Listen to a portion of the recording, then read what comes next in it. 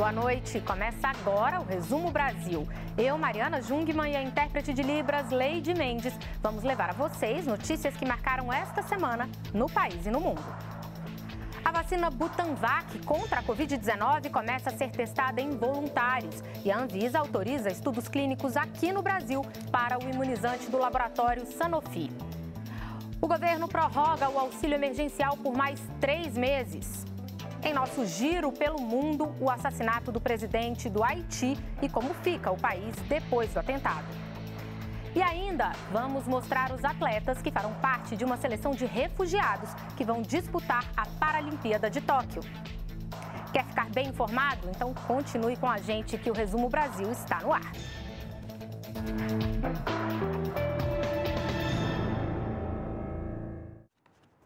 A gente começa essa edição com um alerta para o consumidor. Em São Paulo, as denúncias de golpe envolvendo entregas por aplicativos praticamente triplicaram este ano na comparação com o mesmo período do ano passado.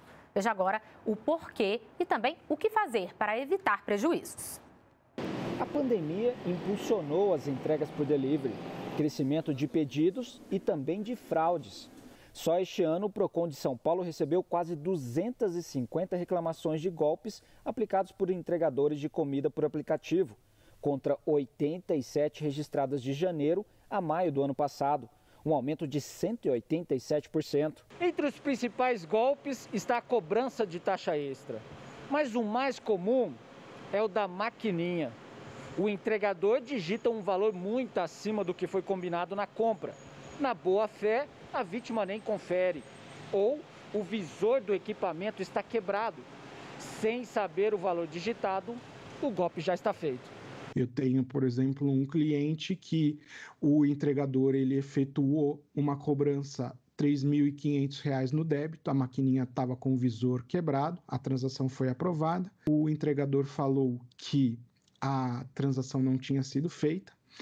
E aí ele passou mais R$ 5.000 no crédito. O Procon de São Paulo alerta para as armadilhas dos golpistas e orienta como a vítima deve agir se cair no golpe.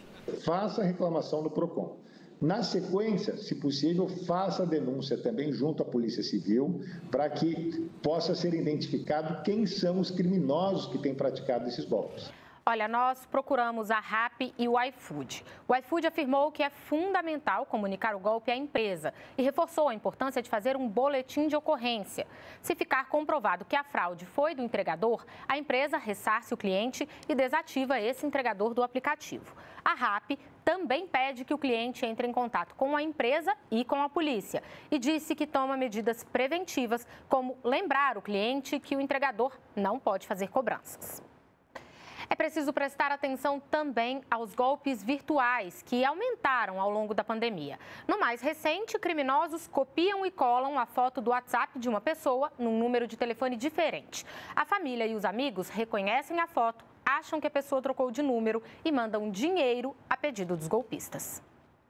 Essa é a Rani, uma das vítimas. Ela trabalha como influenciadora digital. Os golpistas pegaram a imagem dela em uma rede social aberta, colocaram no aplicativo de mensagens que usaram para a fraude e mandaram mensagens para o pai dela, dizendo que aquele era um novo número de celular e pediram dinheiro. Meu pai tentou entrar em contato comigo, minha madrasta, e eu estava nesse dia justamente fazendo um trabalho numa empresa, fazendo uma divulgação de uma loja, e eu não estava podendo atender o celular na hora. E aí eles ligaram pro meu esposo falou, ela saiu, mas ela não trocou de número.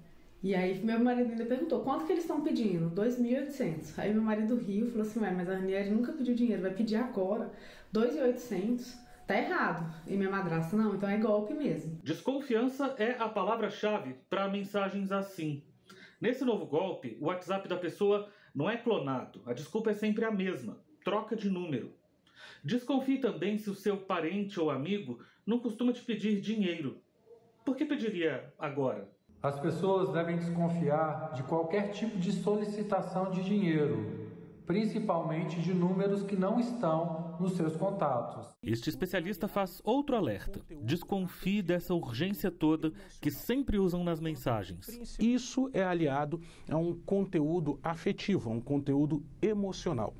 Portanto, principalmente aos idosos. Vai a dica de que, no momento em que forem solicitadas essas transferências, mesmo que demore mais tempo, faça ali uma conexão com quem está solicitando o dinheiro. Desligue o telefone e ligue de novo. Agora vamos falar de saúde. Esta semana foram divulgados os primeiros resultados da vacinação em massa contra a Covid-19 em Paquetá, uma ilha no Rio de Janeiro. A repórter Alessandra Lago traz as informações.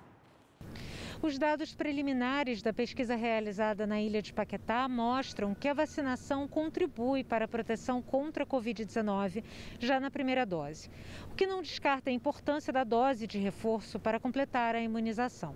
A Secretaria Municipal de Saúde do Rio de Janeiro divulgou dados da fase do estudo em que foram coletadas pouco mais de 2.000 amostras de sangue para fazer exames e saber como estava a produção de anticorpos antes da imunização em massa. 90% das pessoas vacinadas antes da pesquisa apresentaram anticorpos positivos para a Covid. Os exames também mostram que 40% dos adultos não vacinados e 21% das crianças e adolescentes apresentaram anticorpos positivos, o que indica que já tinham tido contato prévio com o vírus.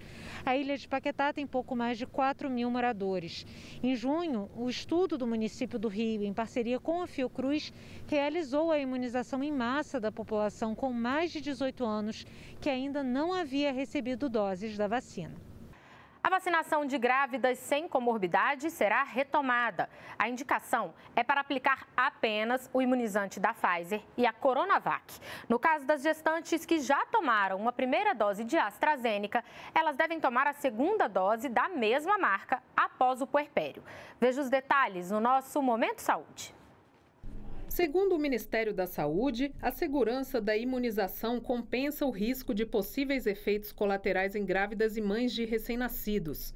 Outros grupos incluídos nesta semana entre as prioridades da vacinação contra a Covid-19 foram dos bancários e trabalhadores dos Correios. O anúncio foi feito na quarta-feira pelo ministro da Saúde depois de um encontro com representantes das duas categorias que somam mais de 600 mil trabalhadores. Em nenhum momento as nossas agências ficaram bloqueadas, deixando de atender a comunidade, a sociedade, e isso manifesta, portanto, um grande comprometimento também, uma aderência muito grande da empresa com aquilo que ela representa para a sociedade. A Agência Nacional de Vigilância Sanitária, Anvisa, autorizou testes clínicos no Brasil para uma nova vacina contra a Covid-19.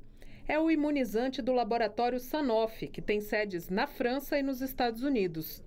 Os testes vão ser feitos em 150 voluntários na Bahia, Minas Gerais, Mato Grosso do Sul e Rio de Janeiro. Vão ser aplicadas 3 dosagens diferentes para definir qual a dose ideal da vacina. A Anvisa também autorizou o início da vacinação de voluntários do estudo clínico da vacina Butanvac, produzida pelo Instituto Butantan. A pesquisa de fases 1 e 2 está dividida em 3 etapas. Neste momento, o estudo vai envolver 400 voluntários. Até o final, serão 6.000 voluntários com 18 anos ou mais. A vacina será aplicada em 2 doses, com um intervalo de 28 dias entre cada. Vacinas contra a Covid-19 podem ser incluídas no rol de fármacos disponíveis nos planos de saúde do Brasil. O assunto foi discutido em uma reunião com a Agência Nacional de Saúde Suplementar no Palácio do Planalto. Como ainda são escassas no mercado internacional, em um primeiro momento, as operadoras teriam que ressarcir o SUS pelas doses aplicadas em seus clientes, segundo o ministro da Saúde. Vamos esperar a decisão da ANS, mas como é custo efetivo, sendo incorporado pelos planos, vai se revestir em economia para as operadoras de plano de saúde, porque, de maneira clara, as vacinas evitam internações. E vejam só essa boa notícia. Pela primeira vez desde o início da pandemia, o Amazonas teve um dia em que não foi registrada nenhuma morte por Covid. Isso aconteceu na última terça-feira. A reportagem é da TV Encontro das Águas. Pela primeira vez em 16 meses de pandemia, o boletim epidemiológico diário não apresentou registro de mortes pela Covid-19 em 24 horas no Amazonas. Na terça-feira, dia 6 de julho, foram registrados 719 novos casos da doença, totalizando 405.066 casos de coronavírus e permanecendo o total de 13.349 óbitos. O Amazonas registrou a primeira morte por Covid-19 em março de 2020. Em abril do ano passado, quando houve o primeiro pico da doença, o Amazonas chegou a registrar um total de 99 óbitos em um único dia. A segunda onda da doença aconteceu em janeiro de 2021, quando houve superlotação nas unidades de saúde e falta de oxigênio. A semana na CPI da pandemia foi movimentada. O ex-diretor do Ministério da Saúde, Roberto Dias, foi o primeiro depoente a ter a prisão decretada pelo presidente da comissão. Na sexta-feira, os senadores ouviram William Santana, consultor técnico do Ministério, sobre o contrato para a compra da Covaxin. Além deles, também prestaram depoimento a fiscal desse contrato, Regina Célia, e a ex-coordenadora do Programa Nacional de Imunizações, Franciele Fontana. Na quinta-feira, a comissão ouviu a ex-coordenadora do Programa Nacional de Imunizações do Ministério da Saúde, Franciele Fontana. Ela começou a depor como investigada, mas durante a sessão, o relator da CPI, Renan Calheiros, mudou a condição dela para testemunha. Um dos assuntos mais debatidos foi a recomendação para a vacinação de gestantes. Franciele defendeu a chamada intercambialidade, sugerindo que a imunização fosse concluída com outra vacina. Mas a estratégia não foi adiante, porque a vacinação dessas gestantes foi suspensa. O ex-diretor de logística do Ministério da Saúde, Roberto Dias, depôs na quarta-feira. À CPI, Dias negou a acusação feita pelo policial militar Luiz Dominguete de que teria pedido propina para fechar um contrato de compra de 400 milhões de doses da vacina AstraZeneca durante um jantar informal em Brasília. Roberto Dias também negou uma outra acusação feita pelo servidor do Ministério da Saúde, Luiz Ricardo Miranda, de que teria pressionado o setor de importação do órgão para acelerar o contrato de compra de 20 milhões de doses da Covaxin. No fim do depoimento, o presidente da comissão, Omar Aziz, deu voz de prisão a ele por considerar que ele cometeu falso testemunho. Dias prestou novo depoimento por 5 horas na delegacia do Senado e, depois de pagar fiança no valor de R$ 1.100, foi liberado. Ele vai responder em liberdade pelos crimes de perjúrio e falso testemunho. A servidora de carreira do Ministério da Saúde, Regina Célia, foi ouvida no início da semana. Ela fiscalizou o contrato de compra da vacina indiana Covaxin, assinado pelo Brasil em fevereiro e suspenso na semana passada. Regina disse que, na ocasião, não viu irregularidades no documento e, por isso, autorizou o prosseguimento da contratação. A servidora também afirmou que o contrato de aquisição da Covaxin não previa pagamento antecipado do imunizante. E a gente fala agora de outra vacina, a contra a gripe. O Ministério da Saúde ampliou a campanha para toda a população acima dos 6 meses de idade. Próximo. Agora, postos de saúde em todo o Brasil podem vacinar todos os públicos contra o vírus H1N1. A 23ª campanha nacional de vacinação contra a influenza, promovida pelo Ministério da Saúde, contempla toda a população a partir de 6 meses de idade. O Ministério da Saúde estima que 79.700.000 brasileiros serão imunizados, já que foram produzidas 80 milhões de doses pelo Instituto Butantan. Em Brasília, muitos buscaram as doses disponíveis. Vimos na TV. Aí a gente viu que estava abrindo para todo mundo, os pequenos já tinham tomado, só faltava os maiores, né? Então já aproveitei e trouxe todo mundo. Segundo o Ministério da Saúde, aqueles que já se vacinaram contra a Covid-19 devem esperar pelo menos 14 dias para se imunizarem contra a gripe. Os planos de saúde privados, individuais ou familiares vão ficar mais baratos. O percentual de reajuste máximo será negativo esse ano. Mas atenção, essa redução não vale para os planos coletivos. Segundo a Agência Nacional de Saúde Suplementar, o reajuste para baixo foi possível por causa da queda na demanda dos serviços médicos pelos usuários. Daqui a pouco você vai conhecer os atletas que farão parte de uma seleção de refugiados que vão disputar a Paralimpíada de Tóquio. Não sai daí, voltamos já.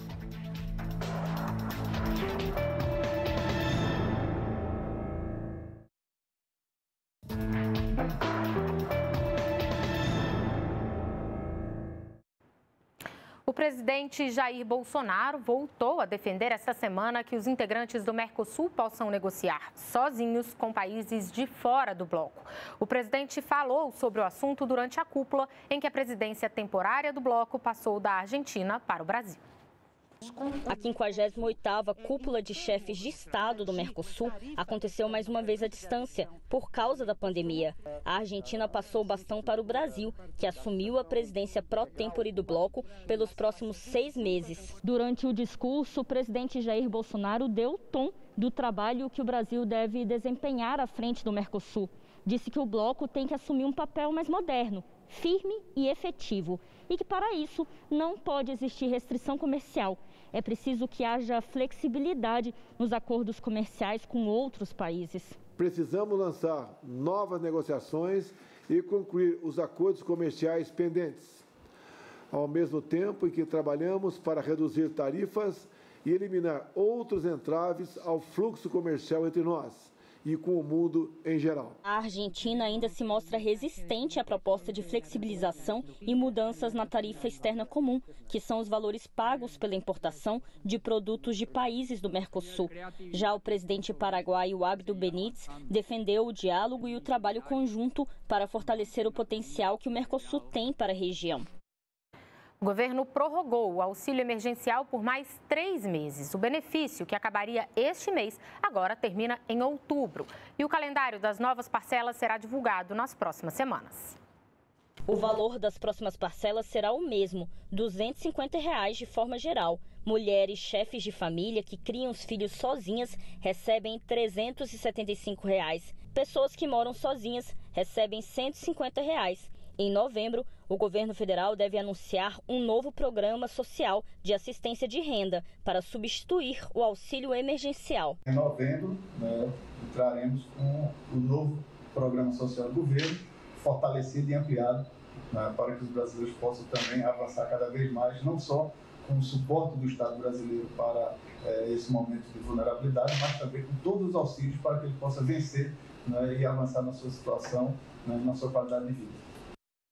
A Associação Nacional dos Fabricantes de Veículos Automotores fez essa semana um balanço do primeiro semestre.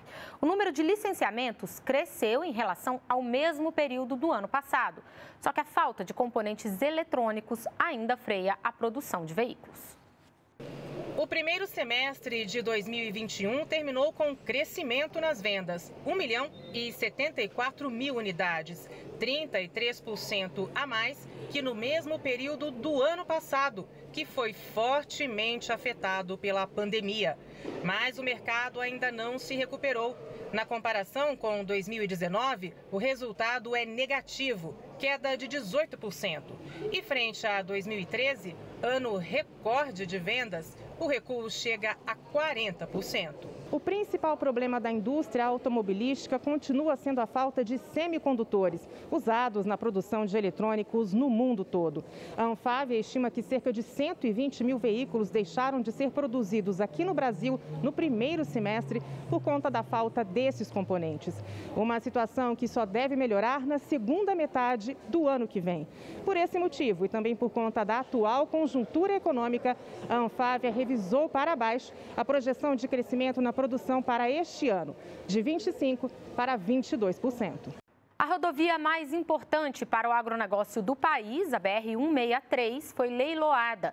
O principal corredor para escoamento de grãos do Centro-Oeste vai receber cerca de R$ 2 bilhões em investimentos.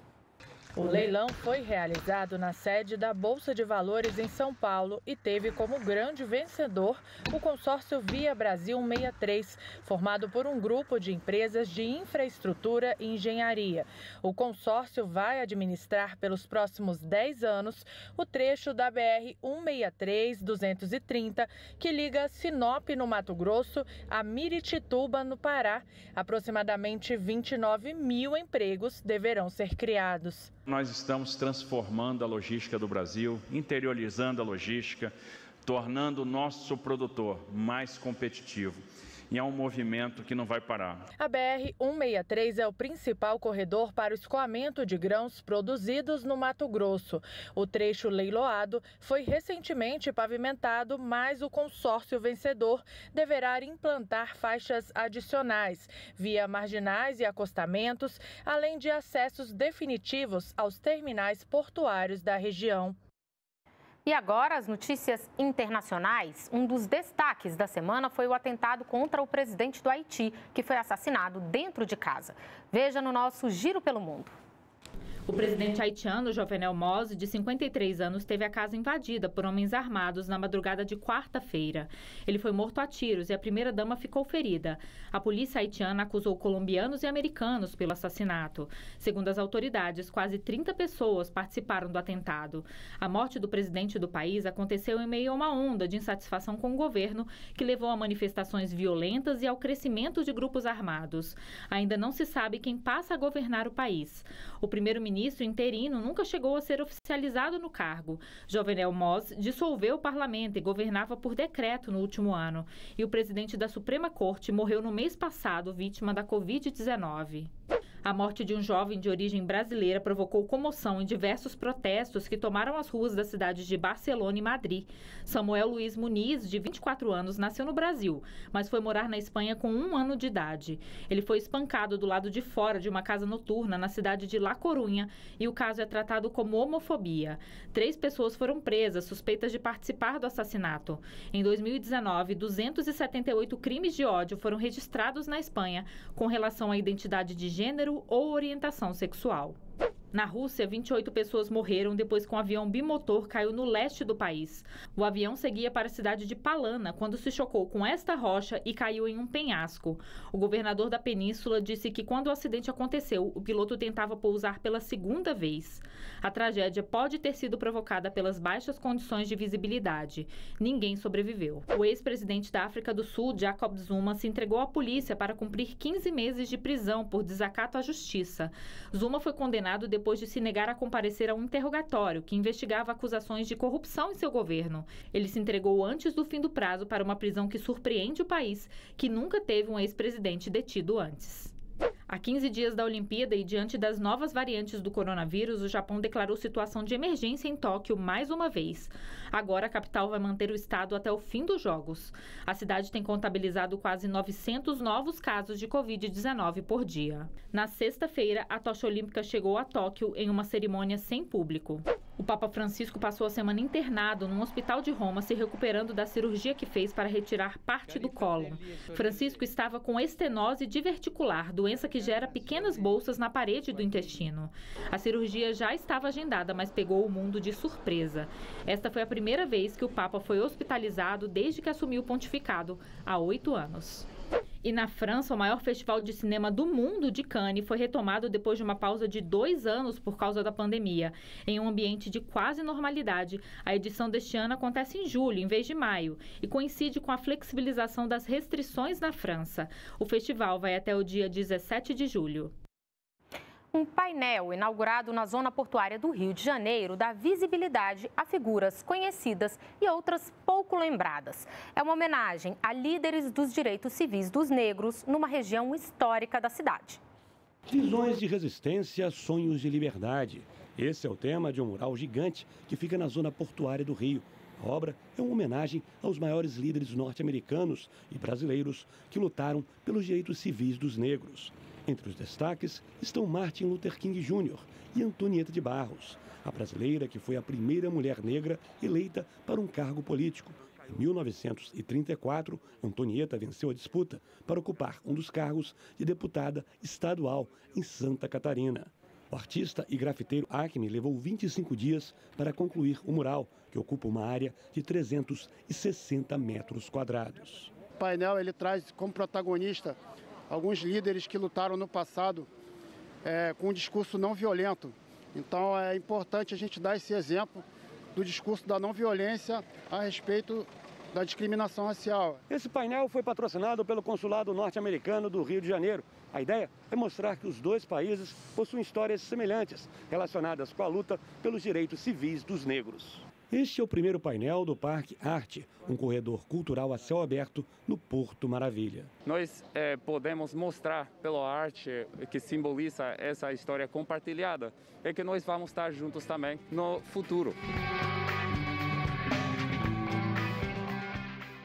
A Olimpíada de Tóquio está chegando. Faltam menos de 2 semanas e a Paralimpíada começa logo depois. O Comitê Internacional divulgou a lista dos 6 atletas com deficiência que vão representar a equipe de refugiados. Essa vai ser a segunda vez que os paratletas refugiados participam dos Jogos. A equipe é formada por uma mulher e 5 homens. Eles vão competir no atletismo, na natação, na canoagem e no taekwondo. O anúncio dos nomes foi feito por celebridades como o escritor do livro O Caçador de Pipas, Khaled Hosseini. Ele anunciou o nome do nadador Abbas Karimi. Ao parabenizar o atleta, ele disse que os 80 milhões de refugiados no mundo estarão torcendo por ele. So good luck to you and congratulations. Abbas Karimi, que é do Afeganistão, nasceu sem os braços. Com a vida ameaçada pela guerra, fugiu do país aos 16 anos e teve que enfrentar os riscos das montanhas no trajeto do Irã à Turquia. Hoje ele quer espalhar uma mensagem positiva ao mundo. Outros 3 atletas da equipe são refugiados da Síria. Ali Assa vai competir no atletismo, Ibrahim Al-Hussein na natação e Anas Al-Khalifa na canoagem. Do Irã, o paratleta Sharhad Nazarpour, que mora nos Estados Unidos, vai disputar no disco. O último nome da equipe é do taekwondo. Parfait Hakizimana vive no campo de refugiados em Ruanda, na África. Morador de Burundi, quando criança levou um tiro no braço e em 2015 decidiu fugir do país após a mãe ser morta. Parfait conta que o esporte o ajudou a ser simples, respeitar os outros, ter orgulho e ser feliz. E que não devemos perder a esperança. Devemos ser corajosos e pacientes, que boas coisas virão do futuro e não do passado. A nossa edição do Resumo Brasil de hoje chegou ao fim. Obrigada pela companhia e lembre-se que temos um encontro marcado no próximo sábado, às 9h30 da noite. Fique agora com imagens de um coral francês que encontrou uma forma de fazer música sem espalhar gotículas de saliva pelo ar. Eles usaram a percussão corporal para apresentar a famosa Quinta Sinfonia de Beethoven. Tchau!